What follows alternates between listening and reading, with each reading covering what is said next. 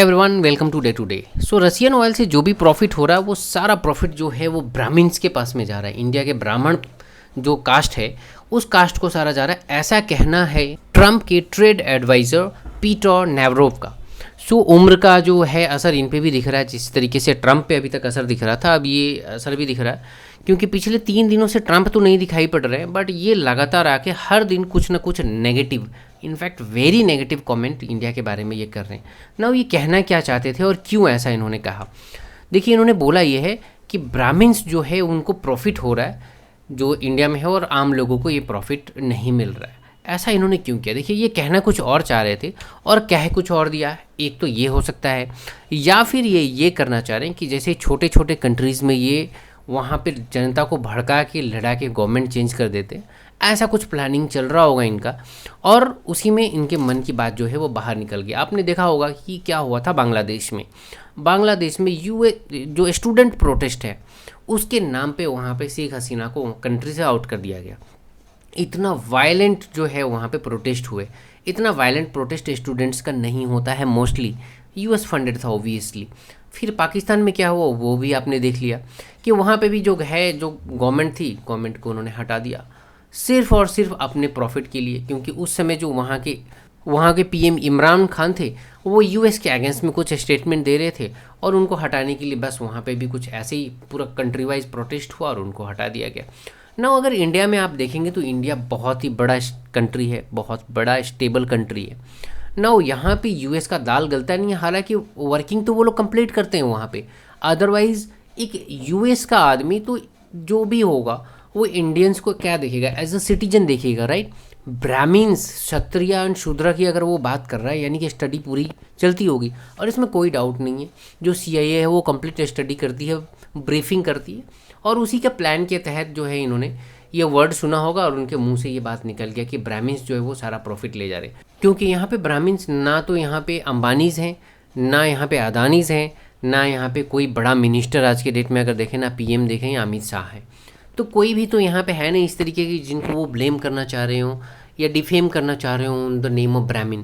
तो वो elite class बोलना चाह रहे हो और मुंह से ऐसा शब्द निकल गया होगा ब्राह्मण, क्योंकि उन्होंने थोड़ा स्टडी किया होगा और उनको ये पता चला हो कि ब्राह्मण जो है वो इंडिया में सबसे एलीट क्लास जो है वो लोग होते हैं, ऐसा उनको स्टडी हुआ। तो विदाउट होमवर्क जो है वो करके आए थे और उनके मुँह से निकल गया ना।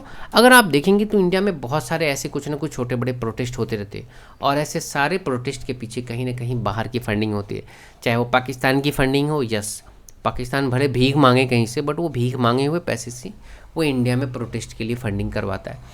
देन चाइना, ऑब्वियसली चाइना भी फंडिंग करता है एंड यूएस भी फंडिंग करता है, इसमें कोई डाउट नहीं है। अगर आप रिसेंट ईयर्स में आप देखेंगे तो बहुत सारे ऐसे प्रोटेस्ट इंडिया में आपको देखने को मिले होंगे, बहुत सारे, जिसमें किसी का नाम आपने सुना होगा, किसी का नाम आपने नहीं सुना होगा, लेकिन आप मोस्टली देखेंगे तो जो भी प्रोटेस्ट कुछ एलीट लोगों द्वारा किया गया होगा वहाँ पे आपको देखने को मिलेगा कि वो प्रोटेस्ट बहुत बड़ा हुआ।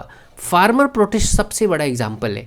अगर आप देखेंगे इस फार्मर प्रोटेस्ट में देखेंगे तो यहाँ पे पंजाब के लोगों ने काफ़ी बढ़ चढ़ के हिस्सा लिया था, पंजाब के किसानों ने। नाउ आपको लगेगा कि क्या पंजाब के किसान सबसे ज़्यादा है? तो इसका आंसर ये है कि पूरे कंट्री में अगर लिस्ट करेंगे कि सबसे ज़्यादा फार्मर्स कहाँ पे हैं तो पंजाब 8वें नंबर पर आता है, नंबर 8 पे आता है, नंबर 1 पे यूपी आता है, नंबर 2 पे बिहार आता है, और इस तरीके से आप देखेंगे तो वेस्ट बंगाल हो गया, देन महाराष्ट्र हो गया, देन साउथ में अगर आप देखेंगे तो कुछ स्टेट्स जो हैं वो हैं, और पंजाब जो है वो 8 नंबर पे आता है। बट अगर आप देखेंगे तो प्रोटेस्ट के मामले में अगर आप देखेंगे तो पंजाब हमेशा नंबर 1 पे रहता है। क्यों?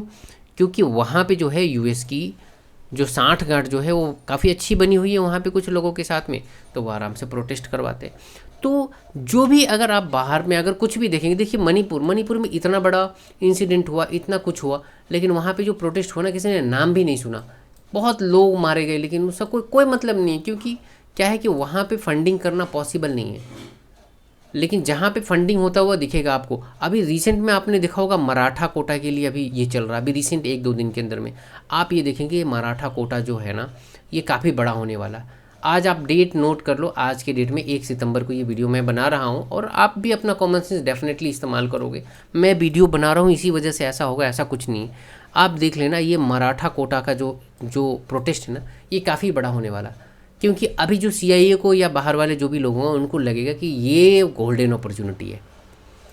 ऑयल को लेके, टैरिफ को लेके ऑलरेडी जो है गवर्नमेंट को वो तो सप्रेस करने की कोशिश कर रहे हैं, और ऐसे में उन्हें कुछ ना कुछ चाहिए होता। अब उन्हें ये मिलेगा ना, ये टाइमिंग देख लेना।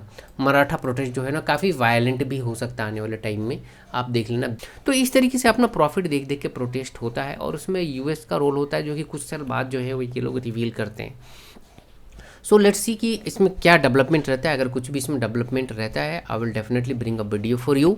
अगर आपको ये वीडियो अच्छा लगा, please subscribe, like and share with those who like this kind of videos. Thank you very much.